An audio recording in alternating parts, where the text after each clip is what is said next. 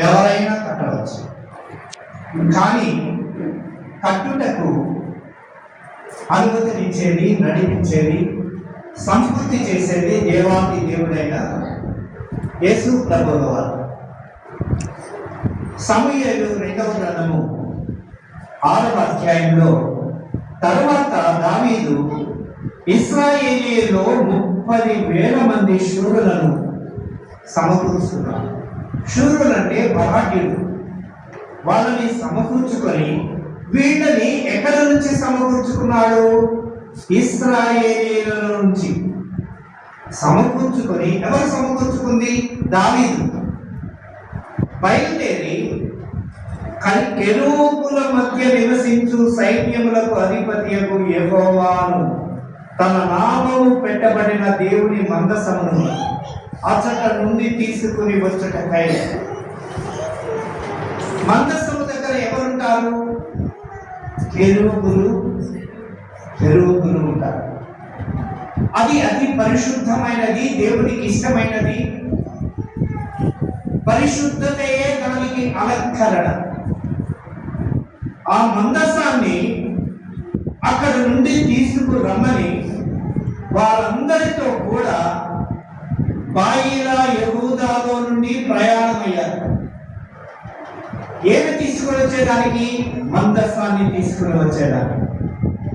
వాళ్ళు ఏం చేశారు? ఈ మందసాన్ని వారు దేవుని మందసమును కొత్త బండి మీద ఎక్కించి, కొత్త బండిని ఒకదాన్ని తీసుకున్నారు. దాని మీద ఎక్కించాలంటే ఎవరి అనుమతి కావాలి? సంఘము దేవుడిది. సంఘములో పరిశుద్ధతల గురించి మాట్లాడుతున్నాడు. ఆ మందసాన్ని తీసుకురావడానికి ఎవరి అనుమతి కావాలి? దేవుని అనుమతి కావాలి. అందులో వీళ్ళు ఎక్కించింది మామూలు బండి కాదు, కొత్త బండి మీద ఎక్కించారు. గిబియాలో ఉన్న అబీనాదాబు యొక్క ఇంటిలో నుండి దాన్ని తీసుకొని వస్తూ ఉన్నారు. ఇక్కడ చాలా భయం వేస్తారు. ఒక దగ్గర మనం చాలా మంది అక్కడ దాకా వస్తారు, లోపలికి రమ్మంటే ధైర్యంగా అడగొచ్చి కూర్చుంటారు. ఇక్కడికి ఎందుకు రాలేరు? ఆవరణము, పరిశుద్ధ స్థలము, అతి పరిశుద్ధ స్థలము. ఇక్కడ నుంచి వాక్యము చెప్పాలన్నా, ఇక్కడ నుంచి పాట పాడాలన్నా, ఇక్కడ నుంచి ప్రార్థన చేయాలన్నా దానికి ఒక అభిషేకము, దేవుని యొక్క నియమ నిబంధనలు పరిశుద్ధ గ్రంథంలో పొందుపరిచాడు.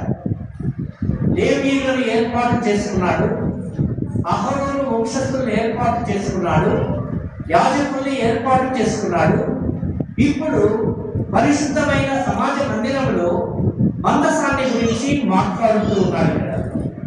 వాళ్ళు ఆ మందసాన్ని తెచ్చేటప్పుడు దేని మీద ఎక్కించని? మందసాన్ని కొత్త బండిని తోలిరి అనుంది.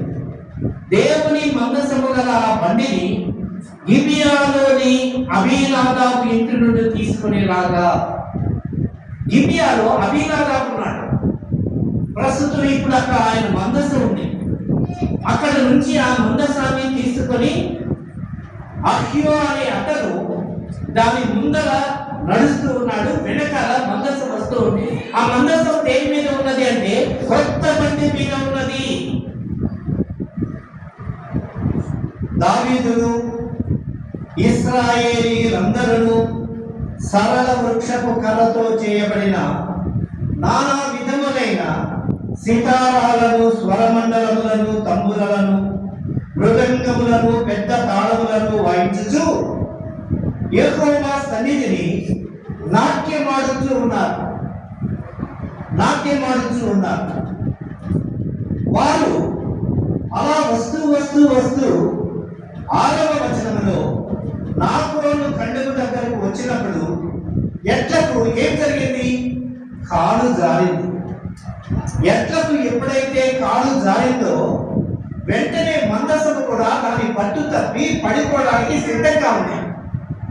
ఆ మందసాన్ని ఎవరు పట్టుకున్నారు? ఇప్పుడు ఉజ్జా చేయి చాపి దేవుని మందసమును పట్టుకొనగా ఆ కోపం ఎవరి మీదకి వచ్చింది?